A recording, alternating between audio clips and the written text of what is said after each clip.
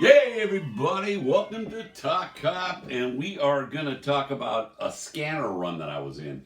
And what I mean by a scanner run, maybe a lot of you guys aren't familiar with a scanner run, but I used to, like I told you before, I used to have a police radio scanner.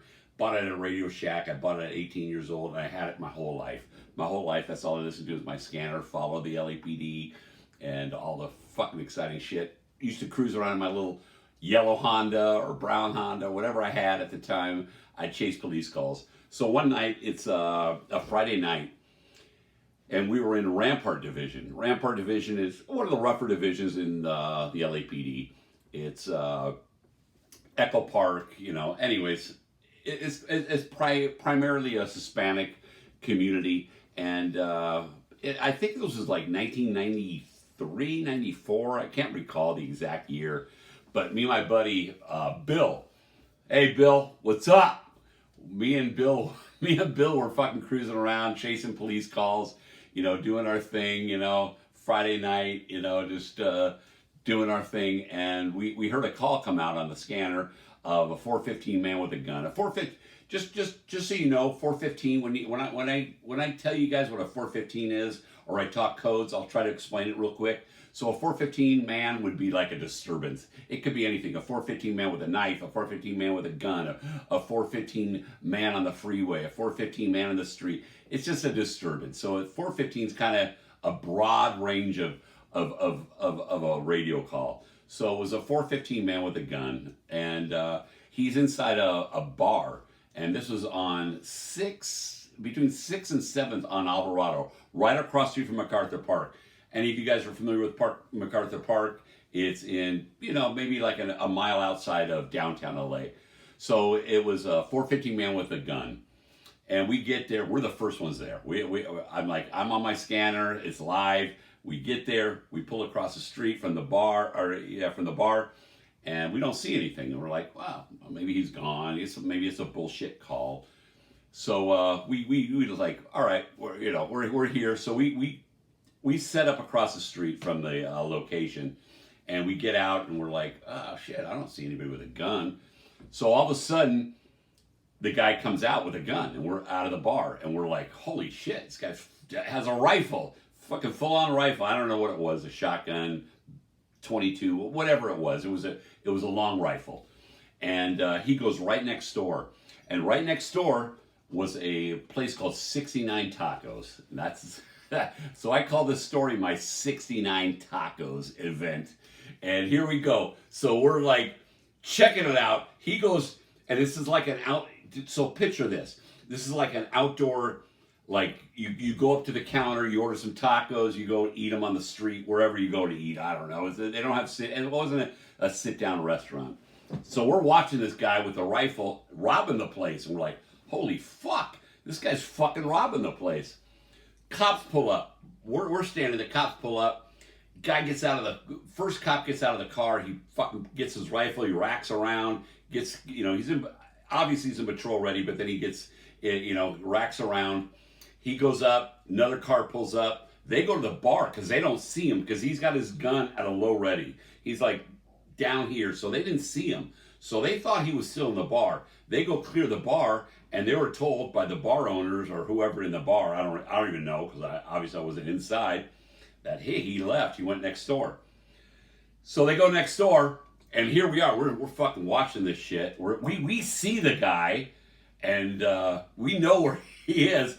All of a sudden, the guy, he gets orders to drop the weapon. He has two customers on the side of him. He's robbing the place. He fucking turns around with the rifle, points it at the cops, and ba ba ba ba, just shots just ring out, man. How nobody else was killed, I don't know. This guy goes down. He's down. He's fucking dead.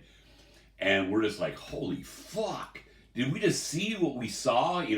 Sometimes when you, I don't know, most people don't see what I've seen. I've seen some shit in my days. Lots of shit. I'm going to cover lots of shit. But this one night kind of stuck out in my mind. And me and my partner, my buddy Bill, we look at each other, we're like, what the fuck just happened? And it was fucking crazy. So he goes down. He's dead. He's dead at the scene. Thank God nobody else was injured. Cop goes back because his patrol car was parked right next to where we were. He was across the street, so he's right next to our car, and we're standing next to his police car. And he walks over to go put the shotgun back in his car and lock it up. And he looks at me, and he looks at my buddy Bill, and he goes, "That was a fucking damn shame, wasn't it?" And I'm like, "Fuck, shit's crazy." And he fucking puts it in the thing, and boom. He goes, I thought, this is 93, 94. Guy's as guilty as can be. He deserved to be shot because he was going to kill somebody that night. So, back to LAPD. It was a good shooting, clean shooting. But the weirdest thing is, you look at this day and age, they never even asked us for like a statement, never asked us for fucking nothing. And me and my buddy Bill were like, "Oh, we need a blanket." I mean, if you've ever really been in shock, that was a day I was in shock. I was like, fucking, I had chills. I felt like I needed to be covered up. It was like fucking crazy shit. When you fucking witness somebody getting killed, it's a fucking crazy fucking scene. So that was one of my crazy scanner calls. And this is back in the days, I'll tell you, man. And I'll fucking get, this ain't no fucking bullshit what I tell you. I would listen to my scanner and I would hear Big Daddy, or I forget the one rapper's name.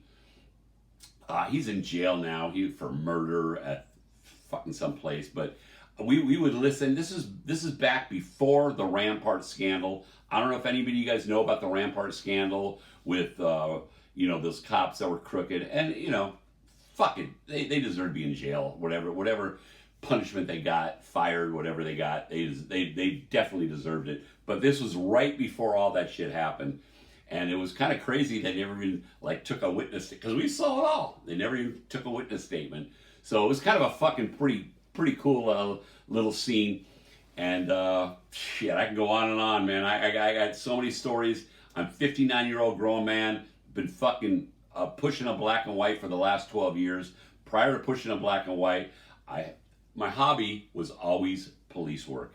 That was, everybody's like, well, look, that was my hobby. Everybody, and I turned my hobby into a job, and that's where I am now. So I'm pushing a black and white for 12 years, but just to let you know, I got stories before I was even pushing black and white, where I was at scenes that before cops were even there. And I'm going to fill you guys in with some great more stories, but I want to keep you guys fucking going. I got my son jumping on board, and he's going to do some editing. We did some stuff at the LAPD museum. We're going to do that stuff. We're going to take this camera, the mic, and we're going to go and do some different tours like Yule Hauser. I don't know if anybody of you guys know who Yule Hauser is, but if you're from Los Angeles, you definitely do. If you're from out of state, out of the country, wherever you're from, Yule Hauser was like a guy that kind of just did a lot of stuff for the community.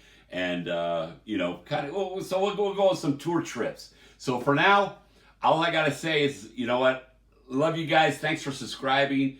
Go into my YouTube channel, type in Kurt Logan, KurtLogan, or you go to Talk Cop, TALKCOP, whatever the keywords are. But for now, I want to thank you guys for all your support. Good night now!